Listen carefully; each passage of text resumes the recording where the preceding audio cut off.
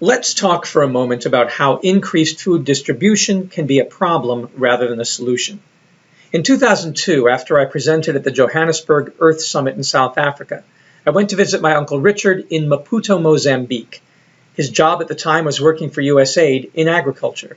The day I arrived, he was away overseeing a huge tanker shipment of surplus wheat from America that was being given as a gift to the people of Mozambique. Critics, of course, said that this was part of a practice of dumping surplus from America so that the supply-demand curves favored producers. When there's too much wheat in America, prices and profits go down. So many farmers are compelled to either restrict production, leave land fallow, or to destroy surplus. They will burn grain and slaughter cattle and leave them to rot. Happens all the time. Or they give the surplus away as a form of aid. In the Superman comic, Superman is shown trying unsuccessfully to carry a tanker full of wheat to African countries and is stopped by the local military who want their people to starve to maintain their own power. But what if the tanker full of wheat is a huge part of the problem itself? Wheat and other grains, as Richard Manning points out in his astonishing book, Against the Grain, How Agriculture Hijacked Civilization, have been the causes not only of environmental degradation and political conflict, but malnutrition itself. It seems paradoxical, but the evidence is in. High-calorie foods cause malnutrition, and they are addictive. The more you eat, the less healthy you become, and the more you crave, in what becomes ultimately a death spiral. So shipping wheat to Mozambique isn't aid, it's more like drug pushing.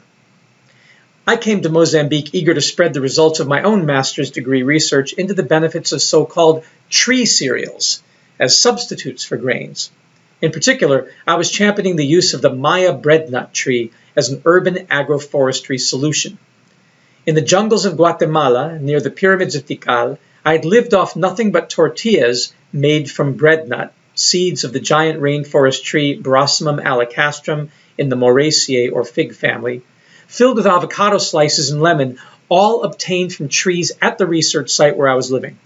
I sustained myself on only these 3 tree products for over 3 weeks, all while doing hard work, digging and building and carrying.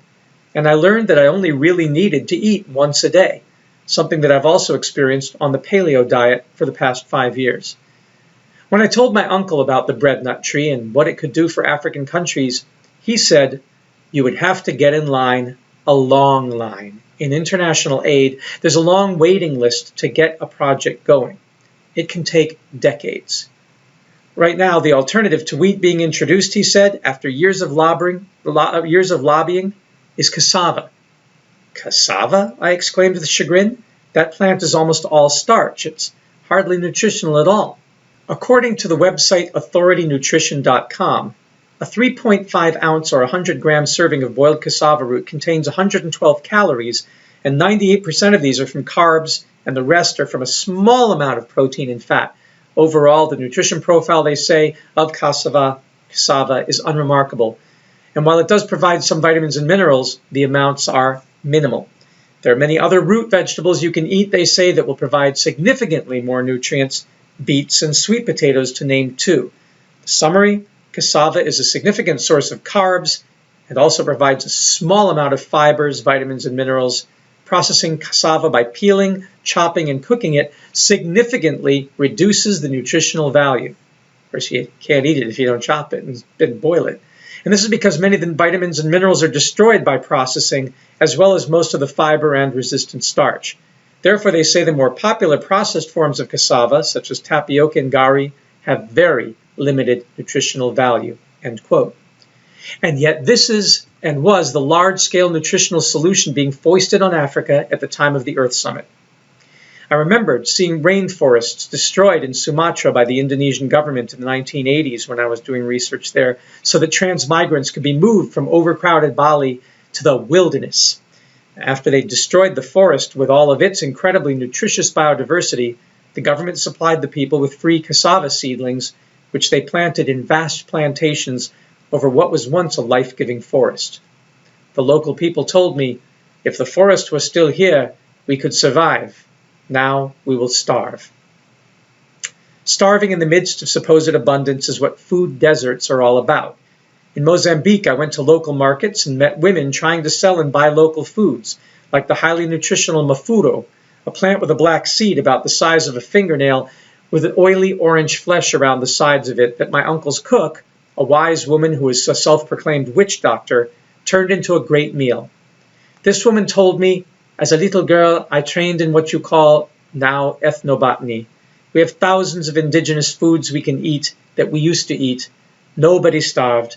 Now all of it is being lost as the forests are being destroyed and people are being forced by the market to just eat different colors and shapes of the same three plants, wheat, corn, and rice. And they aren't even healthy plants. Your uncle is well-intentioned, but by bringing tankers full of wheat into Mozambique, he is helping kill our culture and our people. It would be tempting to think that the military dictators in the Superman comic were thus doing their people a favor by trying to keep a red, white, and blue superhero from delivering wheat to its starving masses. But sadly, the protection and revival of ethnobotanical and nutritional wisdom seems to be the farthest thing from the minds of most world leaders or regional politicians and security forces. Peanut farmer President Jimmy Carter, Congressman and Ambassador Andrew Young, who champions inner-city farming and aquaponics, and Michelle Obama with her White House garden may be the notable exceptions. Most people, from politicians to pedestrians, believe that the problem in the world is that we don't have enough food. You probably believe it too. Most people believe that improving yields, mostly now through genetic modifications and pesticides and herbicides, and putting more land in production are the answers to the challenge of feeding the masses in a world quickly approaching 9 billion people. But I challenge you to see things differently. I challenge you to see through a different set of rose-colored glasses that identifies almost everything we consume from agriculture today as non-nutritional cash crops, what I call NNCCs. Things like tobacco, coffee, tea, sugar, wheat, rice, corn, oats, barley, potatoes, even hypertrophic fructose-saturated fruits like modern bananas and oranges that make corporations rich, but ultimately offer nothing but addictive drug-like substances of which sugar, fructose, and sucrose are the most insidious to consumers. And I challenge you to try getting off these substances for a few months and see what it feels like. You won't be alone. I've been doing it for 5 years. And then I challenge you, at the very least, to buy from farmers markets, and at best, to start growing your own food at home or in your community so that you can be the change you want to see in the world, so that you can be the superhero. To its credit, the Millennial Superman comic ends with a similar way to solve the crisis. Quote, a disheartened Superman is seen kneeling on the ground amid the rubble of the destroyed food, and he declares, my mission ends here, incomplete and in failure. Back in Metropolis, the discouraged Clark Kent sits in his apartment and ponders the failure of his mission. He knows that most people respected what he was trying to accomplish, but he also feels the disappointment of millions across the globe who were still waiting, but somehow knew that he wouldn't be coming. Worldwide media demanded a statement from Superman, and it came in the form of an interview with Clark Kent. An interview that was the page-one story in the Daily Planet. He admits that despite his best efforts, he now sees that the project was too big for one man, even if he is a Superman. The solution to the problem of world hunger rests on the compassion of each person for another. And he says, there's an old saying, give a man a fish and he eats for a day, teach him to fish and he eats for a lifetime. He goes on to say, I ask everyone to share what they have with those who need it, their knowledge, their time, their generosity, especially with the young, for on them rests our future and all hope of a true peace on earth. In the end, Clark Kent does his part by teaching local school children about what he learned from his father in a Kansas field. He and the children, each one equipped with an over-the-shoulder bag of seeds, walks out over the field spreading seeds. And as they walk, he tells them, not every seed will make it, but all of them deserve the chance to grow. Peace on earth. What would you do if you were Superman? As a student, as a Nexus thinker, as a sustainability superhero, what will you do?